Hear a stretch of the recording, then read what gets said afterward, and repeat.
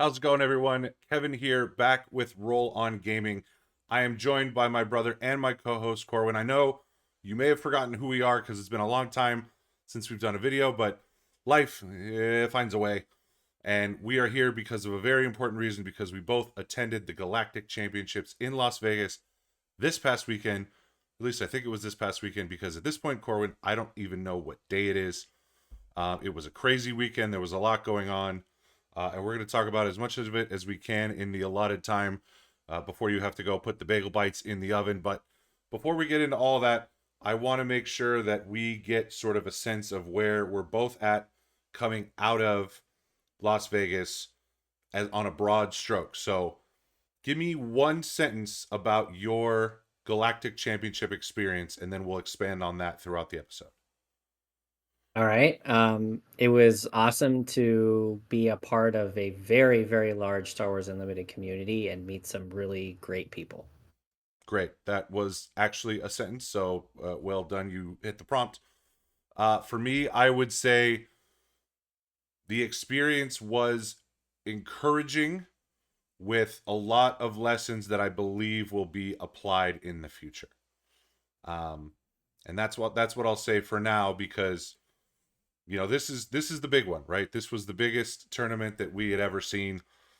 It lived up to the hype in terms of a lot of things, right? It lived up to the hype in terms of the amount of people that showed up. There were 3,200 attendees plus at this event, and they all descended onto the Venetian in Las Vegas, which, by the way, we found out the Venetian will be hosting the 2026 Galactic Championships as well at the end of July. So Corwin is someone who likes Vegas, as someone who came out to be a part of this. What did you think of the venue? What did you think of their choice and how that was handled? I mean, I was definitely impressed. Getting a large conference space at a signature Las Vegas Strip venue like that was no small task, I'm sure. And I thought it was from a setup perspective. I thought it was quite well done, honestly. I was not grinding as hard as you were, Kevin. So I know there were a lot of lines, and I know there were a lot of um, maybe not a lot of snafus, but maybe one or two. But in terms of the way that everything was kind of set up, and the banners on the railings, and the signage, and um, the hotel staff just being everywhere, and I just like it felt as big as it was, I guess. What was my takeaway, and it was a venue that was very well suited for the 3,000 plus that were there, and so I'm excited that it's back there again next year. I think it's going to be a great central location for us to gather and play and hang out and have fun. Yeah, and I think the fact that they made it, the Venetian, right, where it's this massive Vegas hotel surrounded by Vegas hotels with a convention center attached, which provided the ease of access for attendees who were staying at the hotel or staying close by to just be right Mhm. there, to be able to not have to, travel super far. When we went to World's First Star Wars Destiny, in Minnesota, there wasn't really anything attached in terms of, like, it was either at Yeah. the Fantasy Flight Game Center or it was at the sports arena downtown. So this really provided sort of a unique, like, we're all here already and we can, like, do the Galactic Championship but also still enjoy all the things that Vegas has to offer, and do it without leaving the casino if we really wanted to, which Yeah. basically was what I did. I didn't see sunlight for 3 days.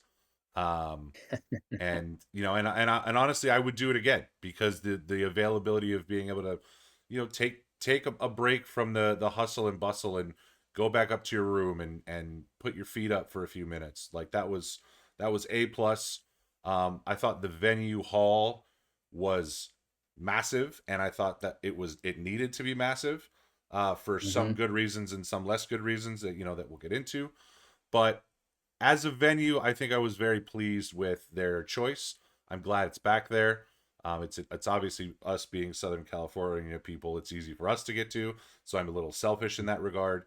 Um, but it does provide a little bit of consistency. And now that we know where it is and when it is next year, it'll be easier to plan for, which I think, is going to be, we have a year now to plan instead of 6-7 months to plan that we had this past time. So I was pleased with the Venetian. I thought that part of it went really well, and I thought a lot of other parts of the weekend went really well. I think one of my favorite things about the whole weekend was the prizing and the quality of the prizing. I thought the silver packs, the cards on the prize wall, the insane amount of mats that all had incredible art. Obviously, the Luke and Vader showcases, um, the sleeves, the soft crates, the pins. There was something for everyone. Again, get into some of the issues later, but uh, provided you didn't run into any concerns, there was something for everyone, and everything looked great, and it really made it exciting to try to stay in an event longer to get that extra silver pack, or try to grind out side pods in order to get more tickets to get more prizes, and make sure you used as many of your prize tickets as possible to reach for those showcases, or to reach for that extra mat, or to reach for those extra silver packs, to try to get some of the cool stuff in there. And you did some of that too, right? As we both played in the main event, but you stayed in it longer than I did in an effort to try to get even more of those silver packs, and try to try to get some pulls. Yeah, I mean, we don't need to touch on our main event experiences, No, not so much. but certainly the extra packs that were awarded at a fourth and fifth win, I think, given the quality of the cards and the fact that they were not exactly the cheapest option on the prize wall, I think there was enough incentive there to just kind of hang in and try for them. So and plus, I like Premiere. That's my preferred format, Yep. and I like meeting new people and playing against people I haven't played before. And so even if there hadn't have been additional prizes at stake, I probably would have stuck in just for that. And I got to do a lot of that this weekend. But yeah, I mean the silver packs, the black packs, which you and I didn't get to touch, but all of the card art and the card quality in those really solid, Yep. and definitely worth pursuing. In addition to the other things that you mentioned. So that was a highlight for sure. The other highlight, as you mentioned, was the people. I think everybody as a whole was really nice, and even though there were frustrations, everybody sort of was in it together, and there was a shared bond there that people had. It was also really awesome to just meet more members of the community, not just the content creator community, but also just listeners and people that we've interacted with over the course of the time that we've been a podcast. You weren't here for this, but I want to share a quick story. As we're walking into the venue on Sunday morning, there was a gentleman coming back the opposite way who stopped me and said, "Hey, I love Roll On Gaming," and gave me, and I haven't opened it yet, but gave me a Darth Vader Pez dispenser. Just handed it to me, and was like, "Love your content, love what you do, great to meet you." And I mean, I was so taken off guard by the kindness and generosity. I clocked his name as Matt. Matt, I hope that your name was actually Matt, because I was a little flustered, but I made sure to make a mental note of it. So Matt, thank you for just your awesome kindness, and everybody who I met over the course of the weekend, who either knew us from our channel, or were introduced to us for the first time. Um, like the community was incredible. The developers and the designers and all the people that worked on the game were so accessible and so available throughout the weekend. They were just stopping and chatting with people in line, chatting with people at the prize wall, chatting with people as they did their pods, making themselves available. The designer duels, which I didn't get a chance to do because they got really popular and shut the line down on me on the last day, uh, were a huge hit. And then their presence in all the panels and things like that. I thought this was a really great example of what the Star Wars Unlimited community is, and that to me like surpasses a lot of some of the frustrations that happened throughout the course of the weekend. Yeah, you hear a lot of people say this, like, "Oh, I'm going for the community. I'm going for the people. This is a great gaming community to be a part of." And when events like this happen, big, large scale events with this many people. I mean, you really feel it, and I think that's kind of that came through for sure this weekend. Is you really felt the love amongst community members, and we all have this shared interest in this great game and this great IP, and you know, I think that's what makes the experience of going to an event like this so special, is that you're with so many folks who feel like you do, and yeah, I mean, it's always great to be able to meet a listener or someone that's been, that's familiar with our content. My round one opponent was like that in the main event. He had been listening to us since the Destiny days, him and his brother. So, shout out to them. Really, really cool to just interact with folks like that, and like I said, new people too. Um, Always good to grow the game in the community, um, and that really is the best part of this, you know, bar none.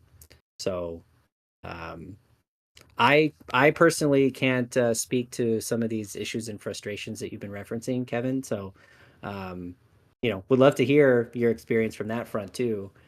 Like I said, I didn't grind as much as you did, but I know for those who were, you know, it was a struggle at times. So what did that sort of look like, or how did that manifest for you over the course of the weekend? Yeah. So, and quick aside before that, you were quite the celebrity at the Galactic Championship, at least in my sphere of influence, because every person that I talked to that knew us was like, "Oh, I saw Corwin over there," or "Oh, I saw Corwin earlier," and it was just like, "Okay, cool, yeah, he's here, yeah, great, thanks, I was around. yeah, yeah." But you were just like, you were like, "Where's Waldo?" It was like, "Oh, where's Corwin? Oh, he's over there. Oh, great, okay." And so everybody was very interested in your whereabouts around me. But again, I want to stress that there was a great time to be had. Whether you found it with the community, or you found it with the gameplay, or you found it with some of the stuff along the side, I had a blast. My experience was not everybody's experience, because I was fortunate enough to be one of the VIPs. And Yeah. that's not because of anything to do with the channel. I I got in You registration got the as VIP ticket. right. I bought the Yeah. VIP ticket. I don't want anybody. I don't want to sound pretentious and be like, "Oh, it was the VIP." No, I bought the VIP ticket, like everybody else who bought the VIP ticket. And with the VIP purchase and with the VIP came expectations, right? And I think everybody at the event had these expectations, and these expectations were there was going to be some level of organization that would allow everybody to have as good a time as possible. And I think that in that regard, the Unlimited team, the FFG team, did the best that they could for their first event. And I am not here to throw shade. I'm not here to do any of that. But at the beginning of the event, the communication was a little bit, I would say, lacking. And then that sort of snowballed into a little bit of disorganization that was then cleaned up pretty quickly. But I think by then it might have just been too far gone. So I'll explain what I'm talking about. Thursday, we show up for registration. Now, we've been told, as with everybody who attended, the Galactic Championship, if you register and get your badge on Thursday, you're going to get, an extra little token, right? Which ended up being a metal shield token that went with the metal initiative tokens that were given out to, I think, some, if not all, of the attendees. Um, so the registration was very disorganized in the sense that they told us to go down one way, and then the hotel security employee told us to go back up another way, and then another hotel security employee said, "No, go back down to where you were." At which point they stopped us and made us line up in this giant horde of people that was blocking the escalator, which was kind of a mess. And that I don't think that was my issue, because it was the first day of the first day. I think my issue was when I approached somebody with a question at the information booth, and I said, I just asked, what is the difference between when the VIPs are let in, which it says is early entry, and the main event participants who apparently are let in at the same time? Like, are they separating that at all, or what's the process there? Where do I go? Where do we line up, etc.?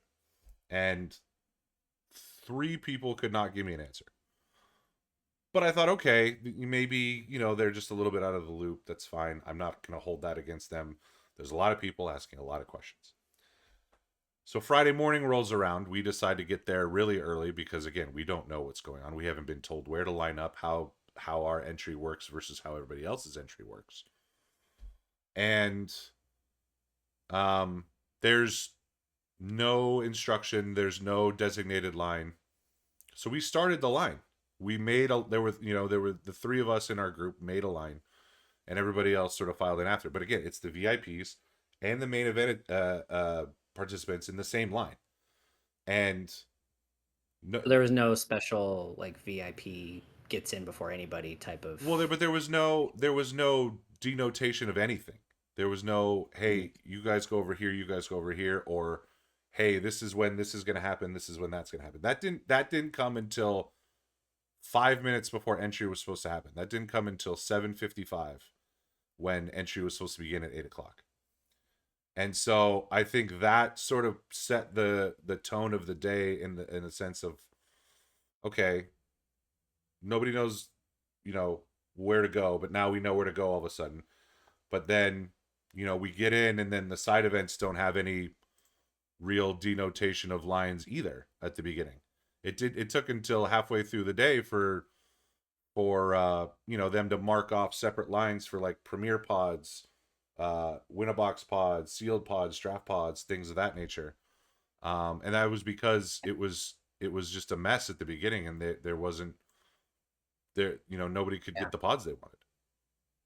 I had heard something about how they didn't have their tickets either, right? Like there was like the hotel maybe had sent them to the wrong place or had lost them or something, so it was you didn't have the same like ticket process that you did the next couple of days. Yeah, the first day that nobody could buy side event tickets because all the side event tickets had been given out to the people who had registered on Thursday, and even then, some of the people who had registered on Thursday that were due side event tickets did not get side event tickets Didn't get them. because they were missing. However, that ended up happening. Yeah. So they quickly had to come up with a solution, which they did, which was to let people just pay their way, at the equivalent of side event tickets, just pay with their card or whatever and go into a pod that way, which Hmm. was great because it let people just without side event tickets just go and do the thing. But that slowed everything down, and that also set a precedent that was not followed on Friday because they actually had side event tickets on Friday. So Right. people coming in expecting to be able to just pay cash or pay card for their entry were told, no, you have to go back over to the side event ticket line and get some side event tickets. Um, but I think that the theme here is that there is a silver lining in all this, and we'll get to the prize wall because that was a whole other situation towards the end of the weekend, that I think is my main issue. But the theme here is that feedback was received and applied very quickly, right? And I think the staff on site, within a couple hours, they had figured out an issue to the lack of tickets and the lack of organization in the line. And then the next day, that lack of organization was completely gone. Everything was Hmm. organized in a way that made things a lot smoother and a lot easier, to the point where we were grinding pods all day and did not feel any ill effects of doing so. Like Saturday Yeah, took that was the day that I was playing. This was Saturday. yeah, And that was when they had started, okay, you have to buy tickets. Now, I didn't get there as early as you did. I think the line to buy tickets at the beginning was kind of insane. yeah. But then by the time I got to the venue, it was calmer and like you said, it felt like a more organized process from there. Yes, it took some time for you to kind of finish a pod, get back into a new one, but they kept churning them out. Saturday was really the highlight of how the event ran. Like from a logistics perspective, Saturday was the Hmm. peak because they had applied all the feedback from the last day. They had made things so much smoother. They had added staffing. They had added structure. They had brought back the side event tickets. The lines were moving quickly. Everybody was getting in and out of pods. Like, and again, we weren't in the main event, so I don't know how it went for day two players or like the people who were playing in the Galactic Open. I know some of those rounds went a little long, but Saturday was Saturday was what gives me so much encouragement and hope for next year that none of this is going to happen again, because Hmm. it showed how quickly they can adapt and create an environment that is still really friendly to players, um, at least from a logistical perspective. And I think Saturday everybody sort of took a deep breath from Friday's frustrations and we're like, okay, we're here now. Like, let's do this. That's how it felt to me. Yeah, yeah, and you mentioned the staff too. Like anyone that had an FFG shirt or a judge or or any sort of like was affiliated with the event in any way, from an FFG side, not talking about the Venetian staff. Sure. Very, very nice, very respectful, very, I thought, very helpful. Yeah. Um, and, willing to listen and accommodate and, you know, help people get to where they needed to go. So I found that to be a big positive. Yeah. Kudos to the staff working the event. I thought everybody, I'm sure that they had to deal with a lot of stuff they didn't want to those days. But considering that they had to do that and still, show up with a smile and trying to help people that needed it, I felt like I was in very good hands all day with those folks. Yeah. Absolutely. Absolutely. And they were all there to. I mean, they were there for multiple hours. They were doing the best they could with perhaps a lack of communication or structure that they were dealing with as well, and they had to figure it out on the fly, and they did, and so that was awesome to see, and I want to give a shout out to the event leads for taking the reins. For I mean, Jim Cartwright, the head of studio at FFG, was running around throughout the hall giving instructions, making sure everybody was where they needed to be. Like, it was really a whole team effort by the entire FFG staff, and Saturday was proof of it because they crushed it. And I thought it went really well. I think where some of their processes let them down a little bit, and I think this is what needs to be adjusted next year, is with the prize wall. It became very clear as Saturday was coming to a close that popular things were running out. And by popular things, I initially mean Super Laser Blast. The Super Laser Blast promo that was on the prize wall was Yep. very popular, because Yep. it's gorgeous. And people, and it was 200 prize tickets, which is nothing. It is one. It's and that's great that it was so easy to get, but people were scooping up 7, 8, 9, 10 of these, and just to make sure they had a bunch to sell later, or you know stockpile so that they could pass off to the next people.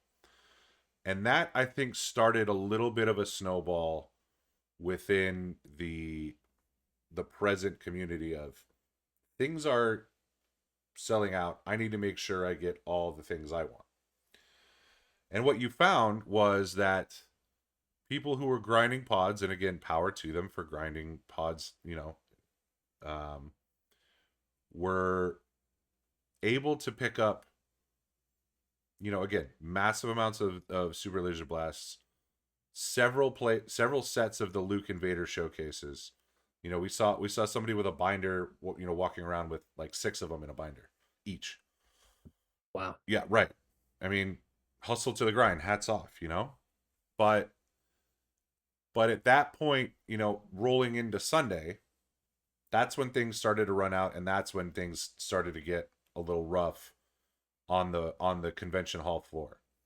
Sunday was a lot, in the sense that they tried to allocate Super Laser Blasts for Sunday morning, but I think they ended up doing that too late, because even for the VIPs, which got in at 8 a.m., the Super Laser Blast for the day, and they were limiting to one per person at that point, were sold out by 8:15.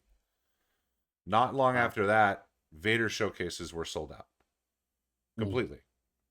So people who had been grinding all weekend, especially those who weren't in the VIP lines, who were standing outside in the hallway waiting to get in, were finding out that Vader showcases were gone. And then that sort of started the snowball. Then, people realized they couldn't get Vader showcases or they couldn't get Super Laser Blast, so they started picking up everything else. And not long after that, Mace Windu started to sell out. Krennic started to sell out. Luke's showcases started to sell out. And it on and on and on down. Silver packs started to sell out, on down the line until it was to the point where people were running out of things to get except mats and soft crates and some other cards here and there. Um, and you could see that within the convention hall because the prize wall line the entire day was at least an hour and a half, 2 hours long. Like people were standing in line, and I went up to him. I said, "How long have you been standing in line?" They said an hour and a half, and they were still one turn and like 75 people away at minimum from even getting to the front of the line.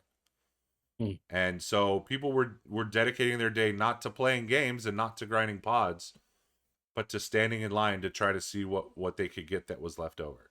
And I think that put a bad taste in some people's mouths. I'd like to think that everybody walked away with everything they could possibly want from a really cool event with some really cool prizes. But I think the reality of it was that by Sunday, some people weren't able to do that. And it turned into sort of a line standing exercise for a lot of people with some futility involved. And that was Yeah. unfortunate.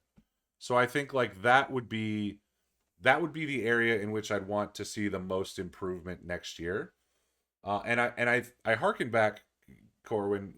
I had some discussions with the designers and developers over the course of the weekend, and one of the themes that kept coming up was this we've moved past the need to even bring up Star Wars Destiny ever again. Like Unlimited has far surpassed all of our expectations, both in image and gameplay and everything else in between. But I harken back to our time at the 2018 World Championships for Star Wars Destiny. And do you remember? And this was in Roseville at the Game Center. Do you remember the Palpatine and the Battle Droid exclusives? Do you remember those? Yes, I do vaguely, but yes. Yeah. So if you showed up at the event and I assume it was to play in the main event or whatever, you were entitled to a Palpatine promo of the character, and then a sequential set of 5 battle droids that all had art like a Yep. diptych or a triptych, but there were 5 of them. I don't know what the word of that is. I'm sure Flock can tell us.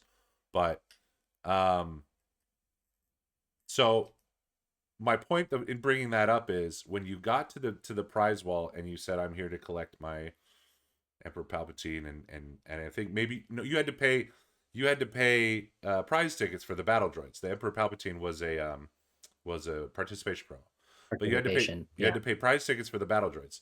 So when you paid your prize tickets for the battle droids, they took your badge and they stamped a hole in it, Mm-hmm. and that denoted that you have now gotten the battle droids. You have gotten your set. You can't go get any Mm-hmm. more. I think, and especially, I don't know if you can see back here my VIP badge hanging off of one of these nice trophies here, but everybody's badge had a QR code on it. And we found out when we went to our first and only panel of the weekend that when you go into the panel, they scan the QR code to say, okay, you've entered.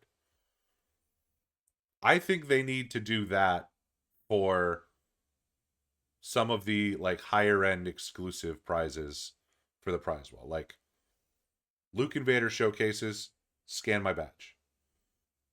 And maybe it's not a super laser blast thing. Maybe it's maybe that's a scenario because people want play sets of cards, right? So maybe that's a scenario where you scan the badge and it's one per day, right? You can get one Mm-hmm. of each of these cards per day so that you can grind throughout the weekend and get your play sets and do it, but do it in a way where everybody has a chance to get something. I feel like is going to cut down on a lot of on a lot of the fervor to try to race and grab 10 of something and then leave don't leave anything for other people.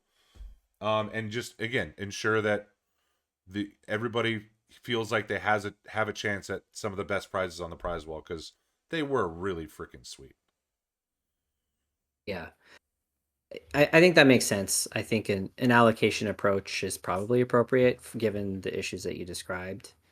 I also would hope that, now there are data points for FFG to Mm-hmm. say, we printed this many cards. This is how many people wanted those cards. This is how many people wanted those cards and didn't get them. Mm-hmm. So now we can take that back, and the next time we have an event like this, know how much we have to print, or if we're not going to print more, how much do we need to price them at to make sure that, given the rate at which people are collecting prize wall tickets, that we don't run out. We don't have this supply issue again, because that is a feel bad, especially for folks who maybe were playing the first 2 days, not grinding outside events. Maybe Mm-hmm. you played in the main event day one, day two, and then didn't make day three. Maybe you played in the main event day one, the Galactic Open day two, and didn't make day three. And now you're stuck in that line and can't even get anything that you want because you haven't gotten your tickets until Sunday morning or whatever it was. So um yes, I think there are probably better ways around those issues than what played out this time. Um and the data points that are there will hopefully kind of help inform a solution for the future, because it doesn't feel good in any situation to play all weekend to because you have a goal of something you really want to earn and buy, and then it's no longer available. Yeah. It's, people paid a lot of money to come to Vegas and be a part of this, Yeah. like, and um there's a very specific reason in many people's minds why they wanted to do that, and if that reason isn't fulfilled, it can be problematic. Right. And the weekend did start off like on such a high note, because we all got there and we saw that the Luke Invader showcases had been lowered in prize ticket count from 5,000 Right. each to 5,000 for the pair. And I don't, for the record, 3,000 each, 5,000 for the pair. Yeah. right, right. So I don't, for the record, I think that was a great change, because I don't think I got to 10,000 tickets the whole weekend. Right. So Hmm. I could have very easily just walked away with one Vader and no Lukes and just been on my merry way if that had happened. I think the lowering of that was for the better, and the whole community was really excited about it. But I think again, if they had just done like they did with the battle droids, everybody gets one Vader and Luke showcase Yeah. if they want it to last them the weekend, and then that way everybody would have had a chance at getting them, and that was the goal. That was the voiced goal by FFG when they made those prize wall changes, was Mhm. that they didn't want everybody to just be relentlessly trying to grind these out and struggling to get these. They wanted people to have them. Mhm. I think taking that next step in wanting people to have them is making sure that everybody has a chance to get them. And I think that's what I'm looking forward to next year, because I will be going next year. Hell or high water.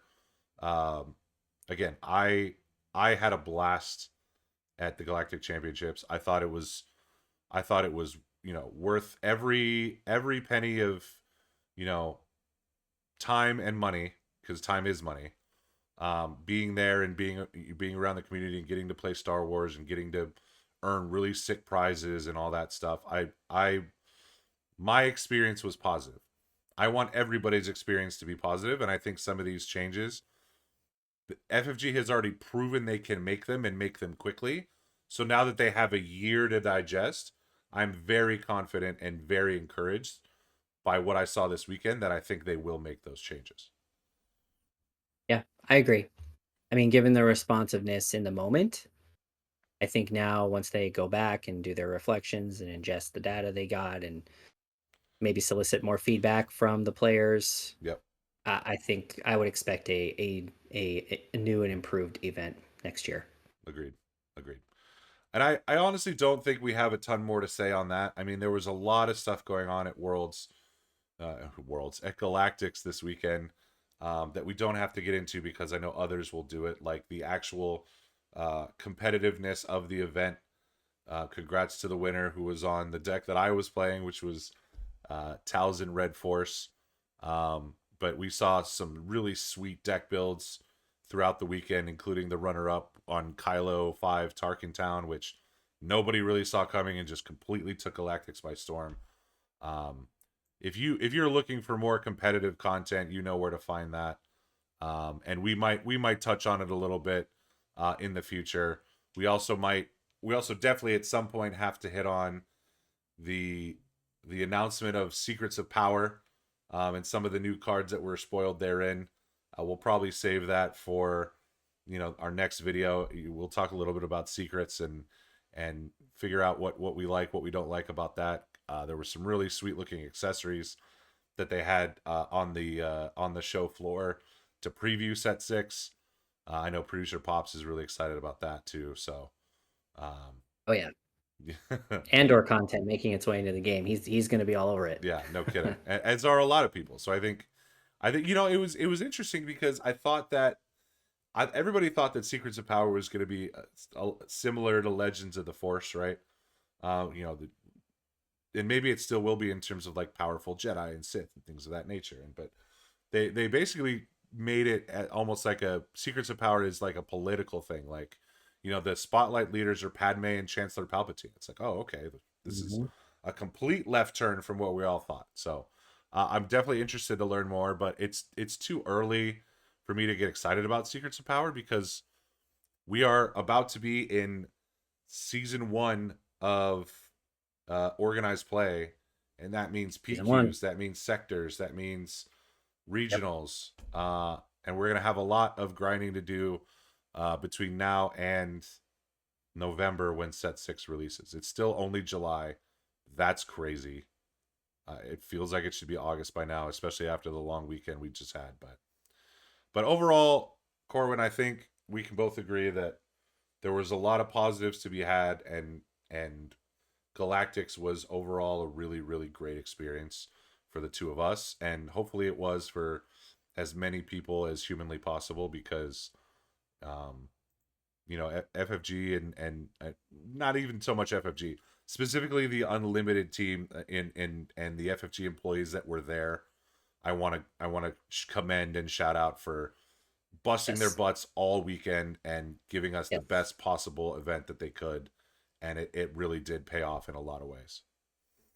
Yeah, and one other thing I'll say too on that is we didn't really have a chance to watch the coverage that FFG did since we were actually there.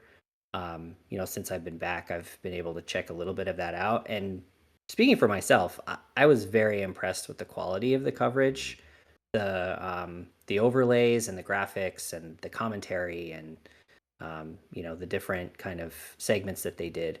I thought it was really, really well done. Some of the best I've seen FFG do for a game. So that was really exciting for those who were at home watching. I hope that that's a sentiment that's shared by others in the community who were watching live because it to me it felt like it was really, really well done on that side of things. Yeah, I really loved the view into the players' hands, and they had the list of the Yes. cards, and that to me was exceptional. I just kudos to Yeah. the broadcast Really well team done. all weekend, and shout out to Jack, the newest community manager for FFG Star Wars Jack. Limited. He was hustling all weekend, making sure everybody got what they needed, and fielding a ton of questions and comments, and I'm sure emails now that the event is over. So, um, from Jack to Xander to Alicia to Corey to Tyler, John, Joe. I mean, the list goes on. Everybody I thought did a tremendous job of making the player base feel welcome, and looking forward to next And year. celebrating this great game that they've created. It's been so well received by the community, and that's evidenced by so many people wanting to come to Vegas and participate in this wherever they wanted to do. Um, and that's really what it felt like to me. I think that's what they wanted, just with it being open registration. Just let's celebrate this first year, and now we got season one to look forward to. And I, for one, am excited to get that going. Yes, yes, it will be a little bit more sweaty than I'm used to. Now that there are points invites for the Galactic Championship on the line, but that just means I got to get my butt in gear and figure out my next deck, and see what happens with Force Throw and all that other stuff. So, by the way, pro tip: if you're in Vegas and you go to the Via Food Hall at the Venetian and you say it's your first time at Howlin' Ray's, just be warned that something will happen, and you may or may not be uh, tucking your tail and hiding afterwards. So I quickly became the center of attention in that food hall, and I was not thrilled about it. So, but the food was fantastic, and I will be going back, because I mean, eating in Vegas, that's what you do. You eat good food. Uh, There's a lot of good food there. on that note, congratulations to everybody who did literally anything at the Galactic Championship. You won just by being there.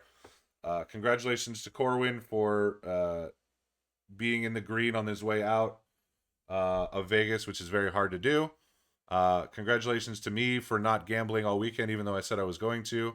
Really wanted to put down a futures bet on the Padres, but you know, what are you gonna do? And thank you all of you for checking us out one more time as we again hopefully can reestablish a little bit of of a rhythm here now that our schedules have settled a little bit more. But we were really excited to jump on and talk about the Galactic Championships and all the ups and downs. Even with the downs, the ups were tremendously up, and I'm excited for 2026.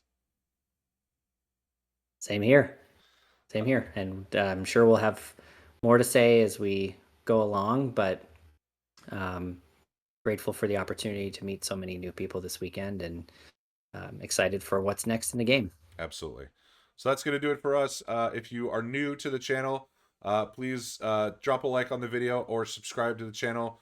Those things help us out a lot. Comment down below your experience. Want to hear from you about what you liked, what you didn't like about Galactics, and maybe someone tuning in will take that feedback and run with it. But let us know how you fared, how you felt, what your favorite moment was, what you think people can do better, and keep playing Star Wars Unlimited because it's only going to go up from here. I firmly believe that. You know, now that I mean, we've seen the mountaintop, and there's a new mountaintop to hit, and I think that's awesome. So for my brother Corwin, I'm Kevin. We are signing off. Have a great one.